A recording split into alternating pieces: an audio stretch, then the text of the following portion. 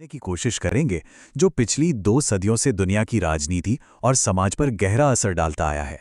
समाजवाद ये सिर्फ एक शब्द नहीं है, बल्कि एक नजरिया है जिसने औद्योगिक पूंजीवाद को चुनौती दी और आज भी समानता और न्याय से जुड़ी बहसों के केंद्र में है। तो चलिए इस विचार की परतों को खोलते हैं। सबसे पहले देखेंगे कि ये आया कहाँ से, फिर समझेंगे कि आखिर ये है क्या, इसके मूल सिद्धांत कौन-कौन से हैं, इसका ऐतिहासिक सफर कैसा रहा और आखिर में इसकी ताकत और इसकी कमजोरियों पर भी एक नज़र डालेंगे। तो सबसे पहला सवाल, समाजवाद का जन्म हुआ क्यों? इसकी जड़ें कहाँ हैं?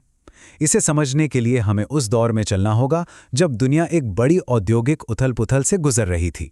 देखिए, ये कोई हवा में पैदा हुआ आइडिया नहीं था। जरा उस दौर की तस्वीर अपने जहन में लाइए। एक तरफ बड़ी बड़ी फैक्ट्रियां लग रही थी, शहर फैल रहे थे और जबरदस्त दौलत पैदा हो रही थी। लेकिन इसी चमक के पीछे एक अंधेरा भी था। मजदूरों के काम करने के हालात बहुत खराब थे और अमीर गरीब के बीच की खाई दिन ब दिन बढ़ती जा रही थी। बस इन्हीं समस्याओं के जवाब में समाजवाद एक ताकतवर विचार बनकर उभरा। तो ठीक है, हमें ये तो पता चल गया कि समाजवाद क्यों पैदा हुआ, पर सवाल अभी भी वही है कि आखिर ये है क्या। चलिए अब इसकी अकादमिक परिभाषा को समझते हैं। अगर इसे सीधे सरल शब्दों में कहें तो समाजवाद एक ऐसी राजनीतिक और आर्थिक व्यवस्था की बात करता है जहां दौलत पैदा करने वाली चीज़ों, मतलब फैक्ट्रियां, जमीन और मशीनें का मालिक कोई एक इंसान या कंपनी ना हो, बल्कि पूरा समाज हो। और इसका मकसद एक ऐसा समाज बनाना जो न्याय और बराबरी पर टिका हो। अब ये जो परिभाषा है ना, ये असल में 4 बड़े आइडियाज पर खड़ी है। पहला, सामाजिक स्वामित्व, मतलब उत्पादन के साधन समाज के हाथ में हों। दूसरा, आर्थिक समानता, यानी अमीर और गरीब के बीच का फासला कम हो। तीसरा, कल्याण को प्राथमिकता देना, मतलब फोकस मुनाफे पर नहीं बल्कि इंसानी जरूरतों पर होना चाहिए। और चौथा, पूंजीवाद की आलोचना, क्योंकि समाजवाद का मानना है कि पूंजीवाद की व्यवस्था में शोषण मौजूद है। अच्छा, परिभाषा तो साफ हो गई, पर यह विचार जमीन पर कैसे उतरता है? मतलब असल में इसके सिद्धांत काम कैसे करते हैं? ये जो लाइन है, ये एक तरह से समाजवाद की आत्मा है, उसका सपना है। एक ऐसे समाज का सपना जहां देश की दौलत कुछ लोगों की तिजोरियों में बंद ना हो, बल्कि सब में बटे, जहां कोई किसी की मेहनत का फायदा ना उठाए और जहां हर किसी को आगे बढ़ने का एक बराबर मौका मिले। और यहीं पर समाजवाद और पूंजीवाद की सोच में एक बुनियादी फर्क दिखता है। एक तरफ पूंजीवाद है जो प्रतिस्पर्धा और निजी मुनाफे पर जोर देता है, वहीं दूसरी तरफ समाजवाद है जो सहयोग, सामूहिक कोशिश और पूरे समाज के भले की बात करता है। एक का मकसद है मुनाफा तो दूसरे का मकसद है सामाजिक हित। समाजवाद पूंजीवाद पर जो सबसे बड़ा सवाल उठाता है वो है शोषण का सवाल। इसे कार्ल मार्क्स ने सरप्लस वैल्यू या अतिरिक्त मूल्य के सिद्धांत से समझाया। इसे ऐसे समझिए, मान लीजिए एक मजदूर ने अपनी मेहनत से एक दिन में 100 रुपए की चीज बनाई, लेकिन उसे मजदूरी मिली सिर्फ 50 रुपए। तो बाकी के 50 रुपए कहाँ गए?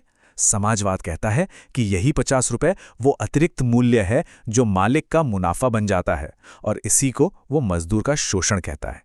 तो इन सब बातों में से अगर एक चीज याद रखनी हो, समाजवाद का सबसे केंद्रीय विचार, तो वो है उत्पादन के साधनों का सामूहिक स्वामित्व, मतलब जमीन, फैक्ट्री और पूंजी पर समाज का अधिकार हो। यही वो बुनियाद है जिस पर समाजवाद की पूरी इमारत खड़ी है।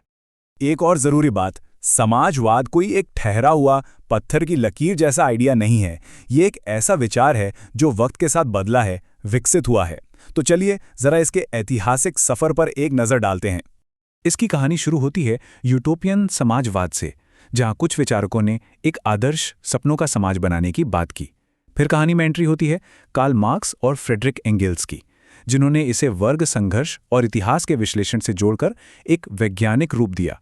और फिर 20वीं सदी आते इसका एक और रूप सामने आया, लोकतांत्रिक समाजवाद, जो क्रांति की जगह लोकतांत्रिक तरीकों और सुधारों से बदलाव लाने की बात करता है। तो हमने इसका इतिहास देख लिया, इसके सिद्धांत समझ लिए।